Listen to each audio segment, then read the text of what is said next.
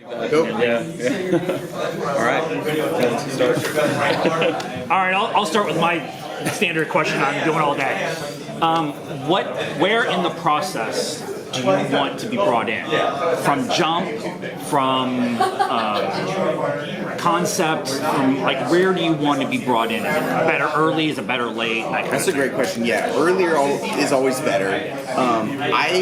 I have a little tougher time. I don't know how these guys feel, but like when I just get a script, I feel like I can't really I need something visual in addition to a script. Like sometimes when I'm not great at reading scripts, like when like something happens and you're like, you read the next line and it's like, no, that's a 5-minute sweeping montage. I'm like, shit, I missed it. Like I didn't even catch that. But I like making music as early as possible before there's any limitations, because just experimentation is a really important part of like finding good ideas before the clock is set. Because as soon as you're on the job, you start making safer decisions and things to just get things done. You're looking at a pile of episodes. You've got to deliver 50 minutes. How the hell am I going to do this in this amount of time? If I can get in earlier, I'm like making bad music in addition to making strange things, and that stuff is always like super clutch, because then you really start to like build your risky stuff in advance, and then when you're like, it's time to go, now you can start.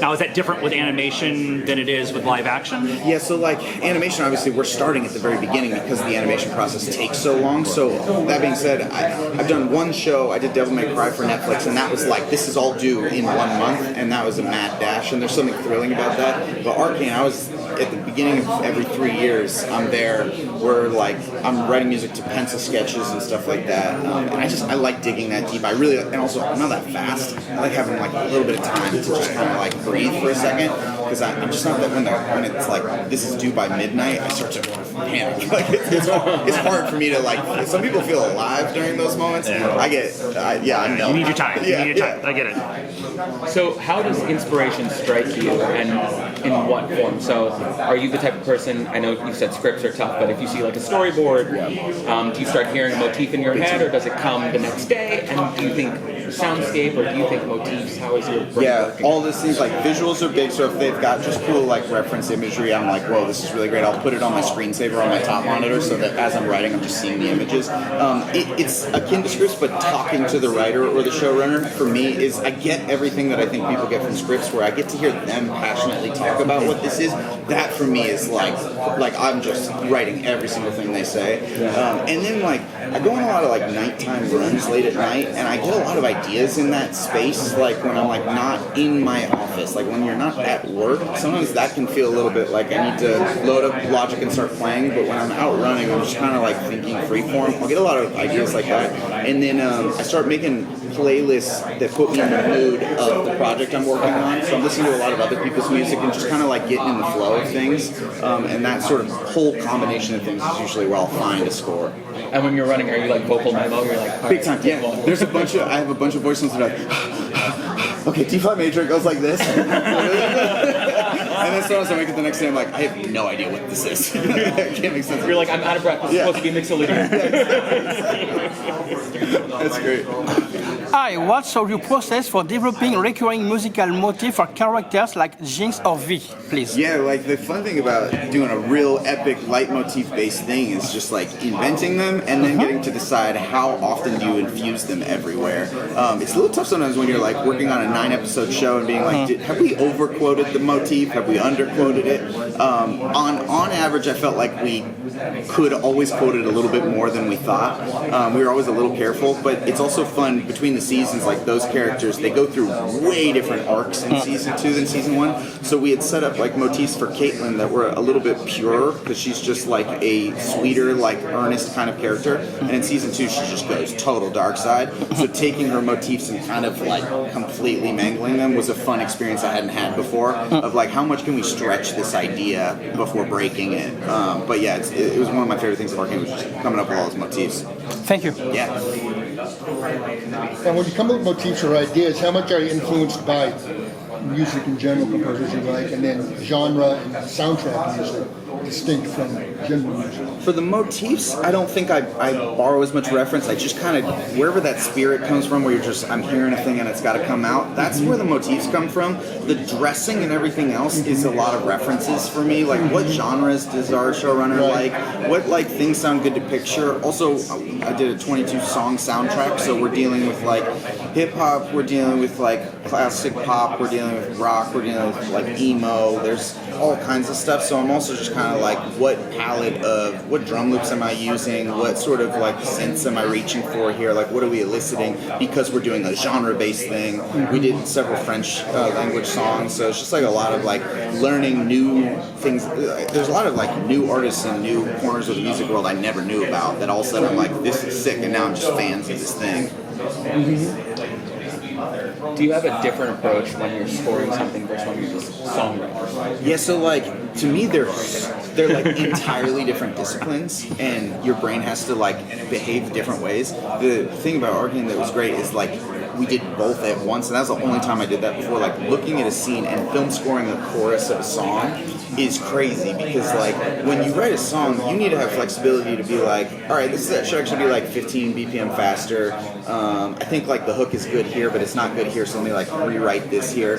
But when you're film scoring to a song, like there's dialogue happening now. You can't like rewrite your thing. You have to cater an idea to do exactly what the picture asks of you. And season 1, we like were tearing our heart out trying to figure out how to do this in a way that we wouldn't like tangle ourselves up. And by season 2, I really started to feel like we had some swagger of like, okay, I know how far I should develop a song before moving on, because they need time to catch up with animation. They're gonna drop some frames, and then the song can bob and weave. Like you learn so much, and then I'm plugging in very famous artists into our weird architecture that we've built up.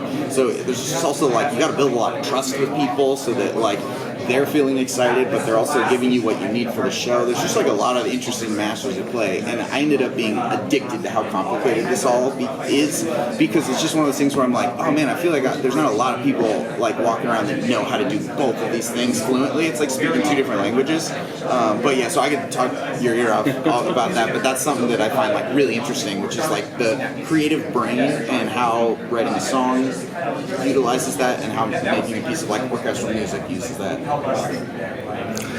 You are working across video games and television. What is your ideal workflow when scoring for animation?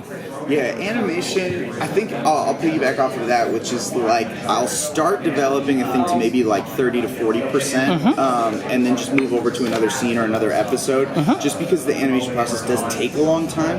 There's things I want to know that aren't on screen for me sometimes early, like is it nighttime? Are we outside? Are we inside? Who is that character that's just a pink blob? I don't know. I want to get the work done, but I also like want to know a little bit more before I really fill in the details.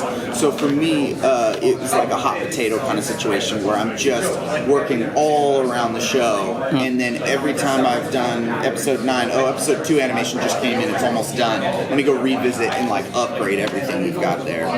Thank you. Yeah. So when you're writing, you have your showrunners, you have your producers, and then you did all these individual songs, so you bring in vocalists and all that kind of stuff.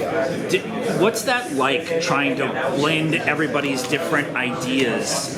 How long is it? How many fights did you guys have, is what I'm asking. Yeah, I mean, it all boils down to having amazing leadership. So like our showrunner named Christian, he's like so good at leading. He's so clear. He takes a lot of risks, but like he'll march you off a cliff and you want to jump off the cliff with him, because you're like, this is going to go somewhere interesting and cool.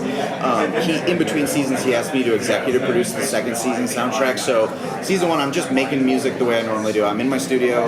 If it's my song, I'm working on it. If it's not, I'm not really paying attention to it. Season 2, he's like, you need to work with Linkin Park and Sting and Stromae and 21 Pilots, and you need to make sure they're clear, they're giving us good stuff, you get those over the line.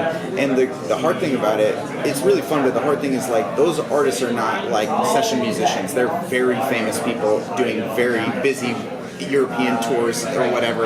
You have one day with them, and you need to get something very specific from them, but also you want them to feel excited and like they're actually like, so that it's just like a whole art form. It took a lot more like personality and just like humanity than I was used to just being alone in a studio all day long. I really have to learn like how does this person create? How do they feel comfortable? How can I make them comfortable? And how can I get everything that we need so that this doesn't become a huge tangled mess? The advantage between the seasons is that by season 2, all these artists knew the show and they loved it. Perfect. Season 1 was tough because it's like I got to do a song with Sting, and it's just like he has no idea what this is yet because nobody knows what it is yet, and so you got to kind of like convince him it's great and get his buy-in while you're also trying to like make him feel great and inspired. And it's super fun, but there's times where you're just kind of like, if one move goes wrong, this whole house of cards will fall. What will Sting think of me? 100%. A lot of this, I'm like, I don't want this guy to think I'm an idiot. And there's sometimes where they make a thing that is genuinely cool, but it's not what the scene needs. And so you have to tell a world-class artist, nah, this ain't it. And they're not. Some of those people are not used to hearing that very often. Yeah. Puts your ego in check, doesn't it? A lot of times. I mean, being a film composer is like you're so humble because you're getting rejected all the time. You're writing a dumb cue and you got it. So it's just like there's so many versions of like getting out of your head out of your own ass and just being like, what is needed here? You're in service of something, so you're like, what does this need, and when I'm missing it, why am I missing it, and how can I get back on track? So what was the best piece of direction you got after you went through all the rejection? Yeah, I really learned by watching Christian the way he led us, and he's one thing that I was bad at initially is like it's way better to just tell somebody something's wrong immediately, like than to try and make them feel good and sort of move them around. I did a little bit of like, I think that's great, but maybe we could try this. Like I'm hinting, and what I got better at is like that's not working, and then being very constructive about why, giving them a clear idea of where you can go from there, because that's how Christian talks to me. Like when I'd miss big, I never felt that bad because he'd immediately paint a picture for me that was like so clear, and I was like, oh, I know why. Now I know why I missed, and now I know what he wants. And then usually try 2, I'm always like on the bullseye or close, and that's just a very empowering feeling. And so I just kind of like learned by watching him, and it helps too that I like make records and score. So with all of these artists, I would do the sneaky move that I love, where they'd write something and I'd want to change, but instead of asking for it, I'd like record it in my studio and like sing a new melody. And like it was fun when people go like, yo, what's up? They're like, yo, let's do that. And you're like, yeah, let's go. That's what I've been telling you the whole time. Thank you so much. Have a good day. Thanks, guys. Bye bye. Good job. Love it watching. Oh,